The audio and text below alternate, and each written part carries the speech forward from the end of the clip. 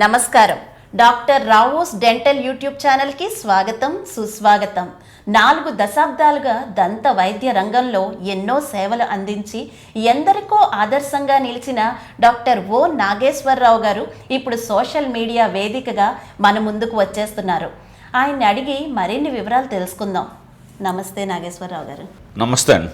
Sir, మిమ్మల్ని కలుసుకోవడం చాలా సంతోషంగా ఉంది. మిమ్మల్ని మేము ఎన్నో విధాలుగా చూసాం. అంటే స్కూల్ క్యాంప్స్లో, టీవీల్లో, రేడియోల్లో, తర్వాత ప్రతి చోట ఎక్కడ సేవ ఉంటే అక్కడ మీరు ఉంటారు అనేది చాలామంది నోట్లోంచి వచ్చే మాట. మిమ్మల్ని ఇలా కలుసుకోవడం మాకు చాలా సంతోషంగా ఉంది. ఇప్పుడు ఎక్కువ మందిలో చూస్తున్న ప్రాబ్లం పొట్ట. అంటే దానికి పెరగడానికి చాలా కారణాలు ఉండొచ్చు. దాంట్లో ఈ చిగుళ్ళ వ్యాధి కూడా ఒక కారణం అంటారా పొట్ట పెరగడానికి? కొంచెం వివరంగా మా ప్రేక్షకులకి తెలియజేయండి. పొట్ట పెరగడం అనేది నవేడేస్ చాలా అందరికీ కామన్ అయిపోయింది. అంటే మనం తీసుకునే ఆహారాన్ని బట్టి ఈ పొట్ట అనేది ఇంక్రీజ్ అవ్వడం అనేది జరుగుతూ ఉంటుంది. కానీ ఇక్కడ ఈ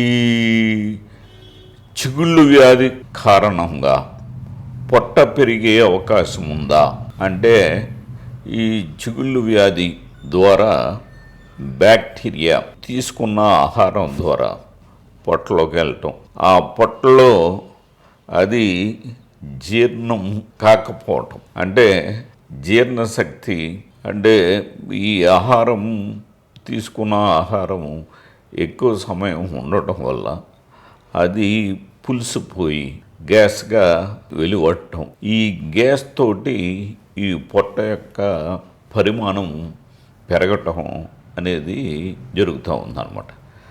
కాబట్టి ఈ పొట్ట పెరగకుండా ఉండాలి అంటే మనకి ఏంటంటే ఈ గ్యాస్ ప్రాబ్లం ఉండకూడదు.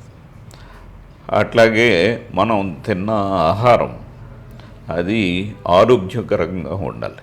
అంటే ఎప్పటికప్పుడు అది టైం ప్రకారంగా అరిగిపోతూ ఉండాలి. అంటే అరుగుదల అది 3 hours కంటే ఎక్కువ టైం ఉన్నట్లయితే అది ఏంటంటే ఆహారం ఏంటంటే పులిసిపోవడం, దాని నుంచి ఈ గ్యాస్ ఫామ్ అవడం, అట్లాగే ఈ పొట్ట కూడా ఎక్కువ అవడం, తేన్పులు రావటం, ఇట్లాంటివి జరుగుతూ ఉంటాయి. కాబట్టి ఈ విధంగా ఈ పొట్ట యొక్క పరిమాణం రోజు రోజుకి పెరుగుతూ ఉంటుంది అన్నమాట.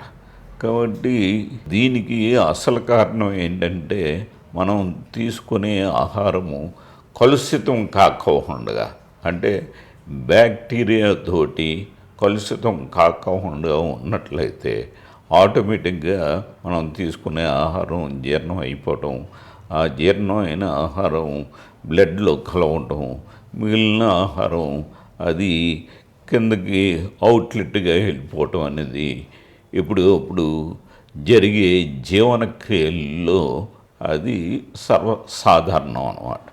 కాబట్టి అట్లాగా జరగని పద్ధతిలో ఈ పొట్ట పెరగడం అనేది జరుగుతూ ఉంటుంది. ఈ వీడియో కనుక మీకు నచ్చినట్లయితే లైక్ చేయండి, మీ బంధుమిత్రులందరికీ షేర్ చేయండి, సబ్స్క్రైబ్ చేయడం మాత్రం మర్చిపోద్దండి.